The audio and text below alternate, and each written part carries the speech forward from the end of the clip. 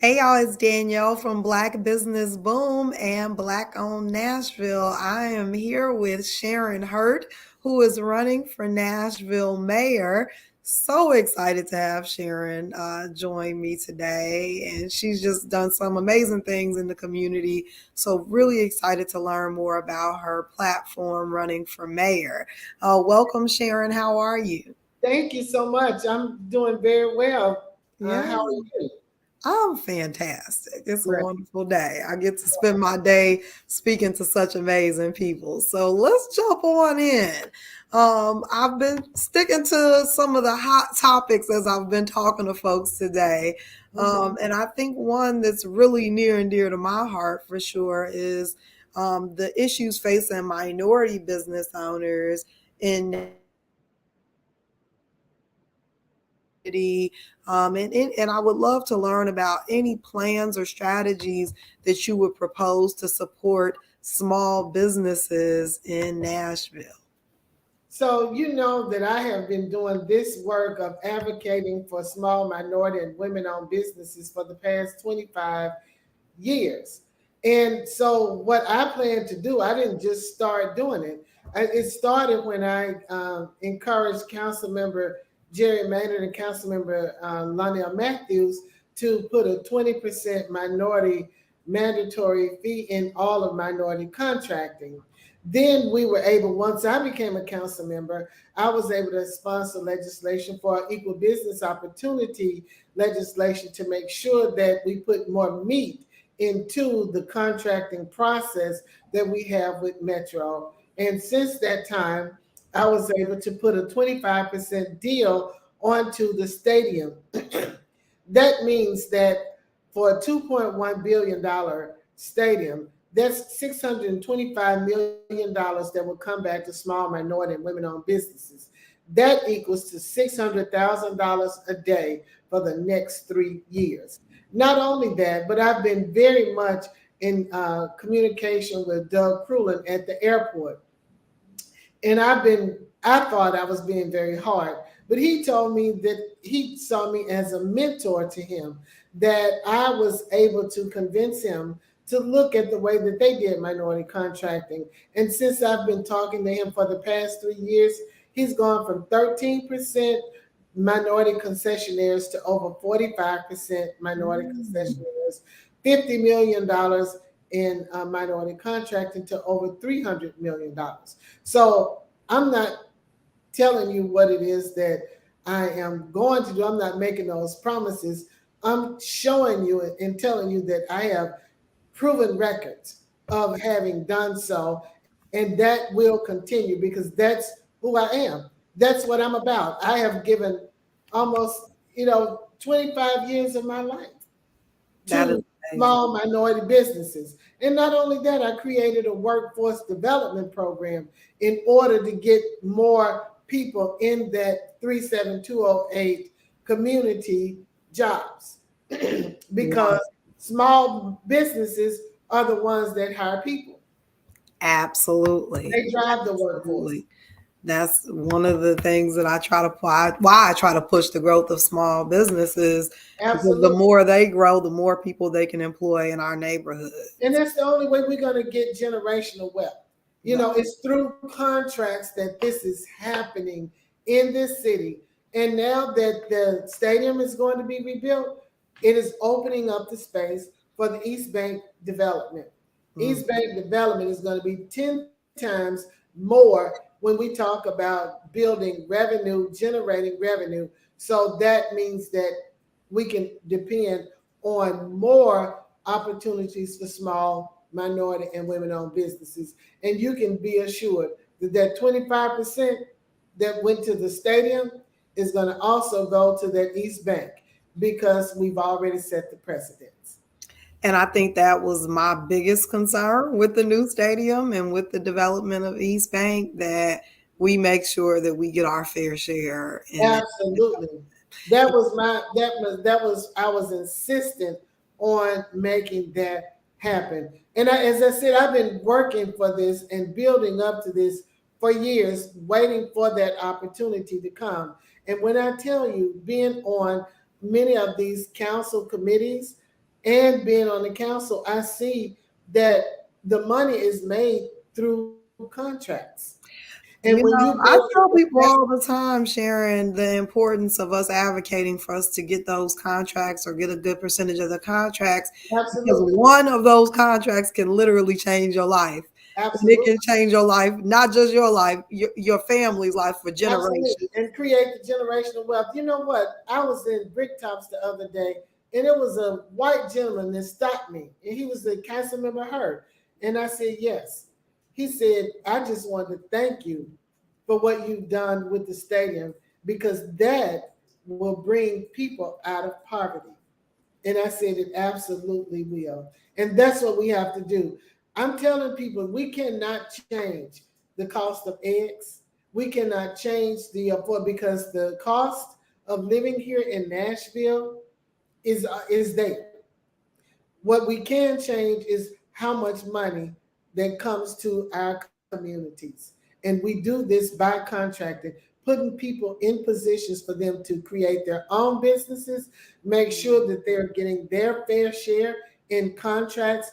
And I don't want people to be afraid that this is going to happen. Well, we've had empty promises over and over and over, and we have, but Yeah. you have not had anyone in that seat that can make it happen, who really knows your concerns and your issues. I tell them I'm not trying to get a piece of the pie. I want the recipe because I need for all of our families to be able to make that pie, and we can have great Thanksgiving dinners. Love it. So, affordability is a big topic, very important. That we talk about affordable housing and folks not being able to live in the neighborhoods that they work in, the neighborhoods they've grown up in. And so, Right. I would love to hear your thoughts and your plans for affordable housing in Nashville. So first of all, affordable housing is not really affordable. So I think that we're going to have to change that. Now, I love what MDHA is doing, where they have 50% affordable housing, as we say, and then they've got 25% workforce housing and 25% market rate. So I love that formula and that concept that is being utilized across the city. But we're going to have to create more affordable and attainable housing. And attainable housing basically is providing people housing that they can live with, not necessarily that it's affordable, but it is compared, not income based, but in some kinds of ways, it is income based. It is where they are be able to attain the housing that they need. I want to create more housing, whether we use the vacant buildings, vacant lands, these strip malls, warehouses that we have all over this city that we have underutilized. I want to use the East Bank development as another opportunity for us to build housing. And I also think that we're going to have generational housing that we need to build. There are doodads that we put in these standalone dwellings that go in behind some people's houses. People know them as mother-in-law units and things of that nature. We passed that in the council some months ago, and especially to be utilized in the 37208 area. I Mhm. think we need to do those kinds of things. I would love to see where our families are working to have that generational housing opportunities. And even when people have to give up their property for a new development, I want them to be owners of the development, be co-owners of that development. Mm. So I'll give you the property, but what I want to do, I want to have the unit on the first floor, and I also want to receive my fair share of the rent from all the others that you're using because I'm a 20% owner of the property. I So love the creativity, Sharon. I love it. I think that we keep trying to, especially with minorities, especially with the black community, we keep trying to force black folks to fit in the box, and the box wasn't made for us. And it's time for us to create another box. And so Absolutely. I love That's the exactly creativity. we got to create our own. We Yeah, make our own pies, create our own boxes because we've got the land. This is something that happened. You know, this is the reversal of white flight. The white flight is when we were that's in the exactly what it is. exactly, That's exactly what it is. Love it. exactly So we've also seen an uptick in crime, right. and violence in Nashville, and there's a lot of concern around that. Can you tell me what your plans are to address that and bring down that crime rate? First of all, we're going to have to invest in our communities. I want to restore hope and prosperity. Our kids don't have any hope. When I came here to school at Tennessee State and saw how clean the city was, the progressiveness, everything that was going on, I was so inspired. And people come here to have their dreams come true, that whether they're a student, a songwriter, musician, they believe that their dreams can come true in Nashville. And I still have that dream for them. But our culture has changed, but the politics have not. And since they have not, then we're seeing the same things that we've always seen. So now what we've got to do is more investment. They closing the community centers, closing the outdoor pools, taking away the means for our children to get rid of some of that high energy that they have. And not only that, but you see that the wealth gap is increasing. And when you look at that, it's more of the have and the have-nots. So these kids are starving. I give you a short story. A judge told me that he saw this young man coming into his court, and he kept saying, "Wait a minute, why you keep on here? What you want the new Jordans? You committed a crime again because you want the new Jordans?" And the young man said, "No, I want my mother and brother out of the projects." So our kids are doing whatever they have to do to try to make a better life for themselves and for their family. That's what I want to do. That's why I want them to get in business. If they can sell drugs, they know how to count money. They know how to be creative. They have a hustle. And we want to put that hustle to some legal work and make sure that they can do.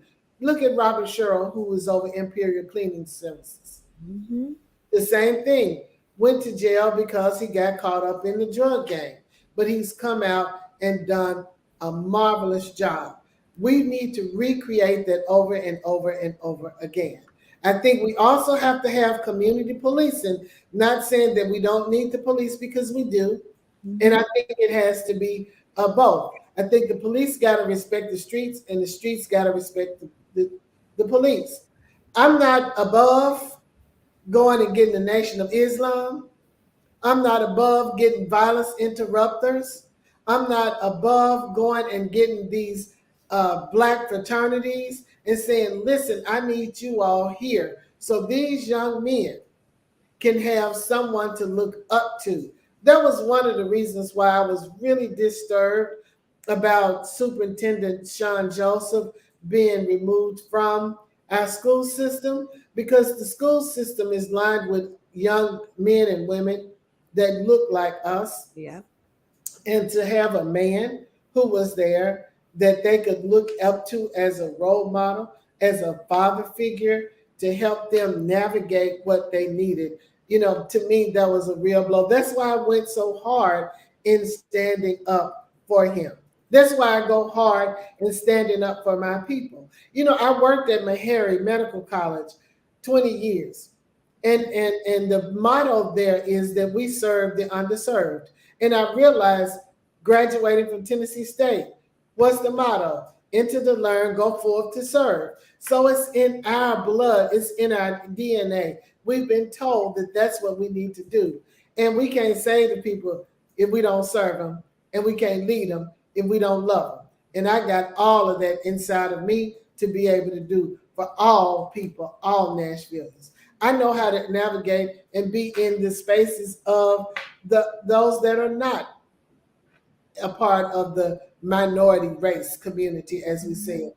But I believe that the minority community is pro-minority. We're really the majority. Mhm. We just don't understand it. So I really want to also change the way people look at minority. It's not race based, it's needs based. It's women, LGBTQ, Veterans. disabled, veterans, Okay. those people who may be autistic, all of them are minorities. Anyone, left-handed people Like are me. minorities. You know what I'm saying? Because everything is being drawn to people who are right-handed. So anyone who's been disenfranchised, dismissed, discounted, marginalized Mm. is a part of that group. So it's more of us than it is those in the other group. And I Thank you just so want us much to for say, that. yeah. Yeah, I got one last question for you, and that's around the school system, and that's something you touched on. But we know that there are some opportunities for education and for improving MNPS. So I would love to hear just a little bit about your plan for being able to do that. Well, I'm gonna tell you, the one thing it is that in the formative years, 3, 4, and 5 years old, our children learn to read. 6, 7, 8, they read to learn. But if we fail to teach them how to read, they end up in a pipeline to prison. As opposed to that, I want them to be on a pipeline to prosperity because I'm going to ensure that every kindergarten that before they go into the first grade, they will know how to read. Everything is fundamental, and we got to build it on a strong foundation. And reading is the foundation for everything.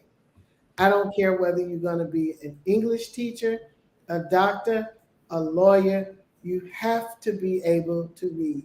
A scientist, a rocket scientist. That is fundamental for all of us. And that's the one thing I'm going to ensure.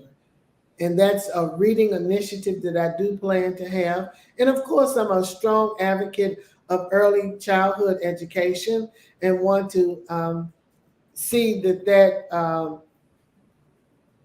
we put more money, effort, and even use some of our um, again going back to the village with our family.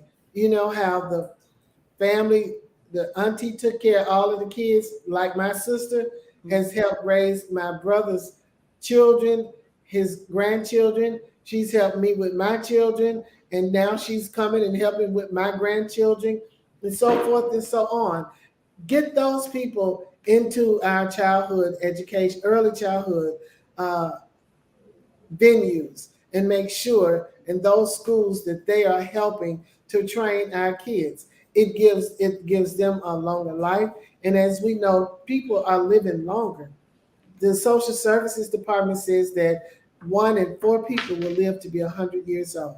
Mm. Utilize them. Utilize some of those retired teachers. They don't have to come in and work every day, but put them into some of those programs that can help us get those kids on a trajectory of prosperity and not one of prison.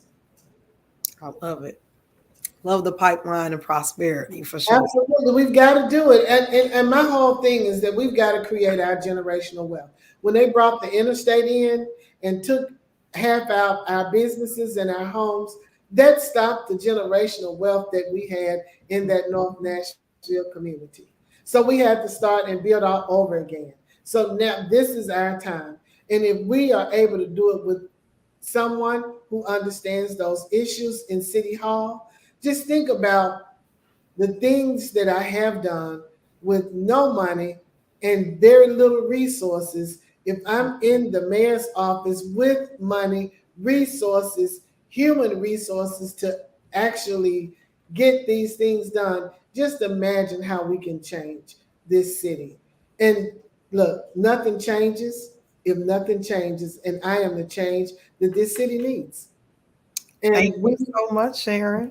It is our time. How do we learn more about your platform for those that are tuned in? They want to Oh, learn more and they want to get behind you and support. What's the best way for them to do that? go to my website, Sharon for Nashville, Sharon FOR Nashville, because Sharon is trying to make Nashville a better place for all Nashvillians. Not that she's going to be mayor, because if I could do all of this work without having to do it, if I had access to the resources and access to the money, I would. I don't have to be mayor, but in order to get it, you have to be in that role because it takes that leadership role and the authority in which we have in order to do that. So I ask you to go to Sharon for Nashville.com. Look at my platform, look at the website, look at the accomplishments, the things that I've done and what I'm committed to. People think that I've been in politics for a long time, but I haven't. I've actually served 2 terms as a council member, and that's the term limit that you can do it. And I am now moving into that other position as a foray in order for me to really make the kind of change that I believe the city and its people deserve. I want to not leave one block, one community behind, but restore hope and prosperity on every block for every person. Thank you so much, Sharon. This was great. A lot of great information. We really appreciate everything you've already done for the community and the work that you will continue to do. You got the website if you want to learn more about Sharon. And again, Sharon, we wish you all the best in this. Well, I thank you, Danielle, because, and I'm going to just say this last thing. Okay. It's time for Nashville to celebrate Black excellence and not just tolerate it. We've given so much to this city. It is time for the city to give back to us. And they will benefit from it right along with us. A rising tide lifts all boats. And we need us all to benefit so we can all have the quality of life. We can have life more abundantly, like it's been promised. Absolutely. I couldn't have said it better myself. I love Thank you it. so much. Thank And you so much, Sharon. I really appreciate you for joining me. thank you for everything that you're doing and continue to do to uplift Black businesses. Absolutely. Have a great day. And Thank thank you you. so much. Thanks for tuning in, everybody. Have a wonderful day. You too.